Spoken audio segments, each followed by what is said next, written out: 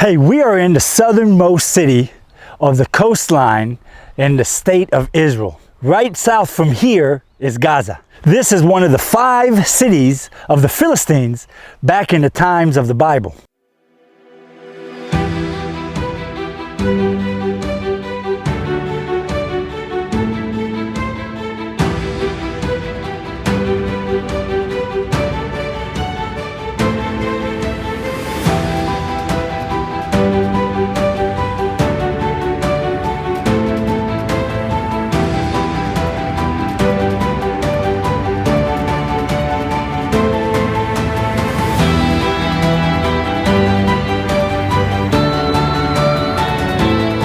We are in Tel Ascalon, right on top of a hill on the Mediterranean Sea.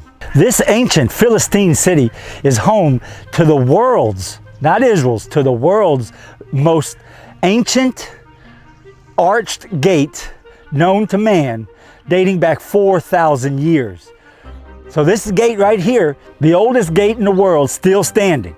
But this gate is not completed. The arch you can see has been replicated with just plaster and cement. But probably the most significant find in this old city of Tel Ascalon was not this oldest gate in the world, or is all the other things around here, which is there's a lot. They found here the only known Philistine cemetery in the world. Being the first and only time that archaeologists had their hands on actual remains of the Philistines, these people, they never had that before until they found them here. Of course, they did use modern technology and right away did DNA tests on them and everything else just to learn as much as possible about these ancient people. So who were the Philistines of the Bible and where did they come from? This place right here is rich with history. It was first established by the Canaanites over 4,000 years ago. Then this city fell many times over and over again to the next conquering people coming and taking it. The list goes on as so. Shortly after the Canaanites established this city, it fell to the hands of the Egyptians, then the Philistines, then the Assyrians, then the Babylonians, then the Persians, the Greek, the Romans, the Byzantines, the Arabs, the Crusaders, and finally by the Mamelukes in the 13th century. So as I said, you can see this place holds a lot of history and has a lot of secrets probably still to be told as soon as someone uncovers them and finds them. Today, Tel Ascalon is a national park where it's not only this ancient city, but it's also a huge park. I mean, it took me a long time just to get around this place. And you can see families come here to the beach and have wonderful picnic areas and camping grounds right here on the shores of the beautiful Mediterranean. Having fallen to so many different civilizations, you can find here as you walk around this enormous site, architecture that belonged to all the different civilizations and cultures of all those eras and times, and the passing over of different hands. Here you can even see a huge 5th century church that's still standing here today. Overall, there were about 5 churches that was built in this area by the Byzantines and the Crusaders. This place is huge and could take forever to go through everything. So if you ever do come here, take a picnic basket, bring a tent, spend a night, and just walk around. I mean, there's many acres of antiquities here and things to see. But by far the most interesting thing that happened here was the discovery of the cemetery, the only cemetery of the Philistines, finding their bones. So the archaeologists were able to answer questions that had never been answered before until now. So let's go back and see what we know from the Bible. We read that the Philistines are people of Caphtor who lived here in this land and had 5 cities and 5 lords. The cities were Ashkelon, Ashdod, Ekron, Gath, and Gaza. Also, as in the Bible, Caphtor. And Caphtor is believed to either have been Crete or some other country in the Mediterranean Sea. At the same time, you could go back and see ancient Egyptian records that basically say the same thing as the Bible, saying that the Philistines were people of the sea, meaning they came from the sea. So putting all these pieces of information together, it's pretty easy to come to the conclusion that the Philistines were actually a European people. I bet every time the Philistines came up in your Bible studies, you never thought of Europeans. So you can understand why this topic was much under debate. But then this place was found along with the world's first and only Philistine cemetery in 2013. And it was a very large cemetery as well.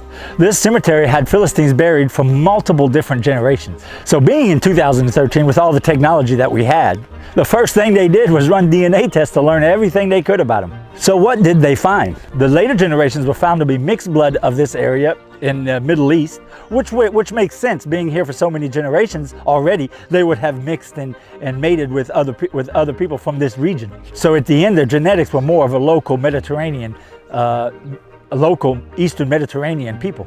But the DNA test run on the first generations of the Philistines found in this cemetery, they were found to have European DNA. So that means even though they had integrated into the Middle East, they were originally from European descent. This is all very interesting to say the least, seeing as we've never really had physical DNA and evidence of these people before. They had disappeared after the 6th century BC, as predicted in Jeremiah 47:4. And let's read that. Because of the day that cometh to spoil all the Philistines, and to cut off them from Tyrus and Zidon, every helper that remaineth. For the Lord will spoil the Philistines, the remnant of the country of Caphtar. Baldness is come upon Gaza, Ashkelon is cut off. Well, there's another wonderful thing here. I would like to show it to you, and it's the world's oldest arched gate.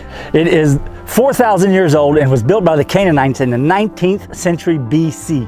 So as you can see, it's a vaulted gate that's 13 feet high, 6.5 feet wide, and it has a corridor of 49 feet. I'm sure that 4,000 years ago, this would have been an amazing piece of architecture to walk through. In the book of 2 Samuel, chapter 1, verse 20, this place was mentioned. And let's read that. David says, Tell it not to Gath, publish it not to the streets of Ashkelon, lest the daughters of the Philistines rejoice. Now, while it says the streets of Ashkelon, in the original Hebrew text, it says chatzot and not streets. Streets would be krishim, rechavot. And chatzot basically means outside. Doesn't mean streets, it means outside, meaning right outside the city of Ashkelon, not in the streets of Ashkelon, which has a completely different meaning.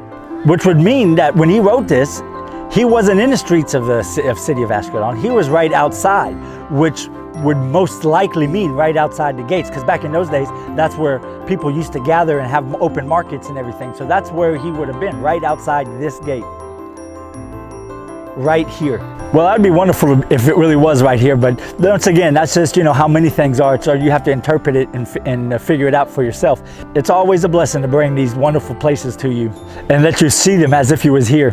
I hope you've enjoyed this video, and don't forget to support us on thegoldenreport.com.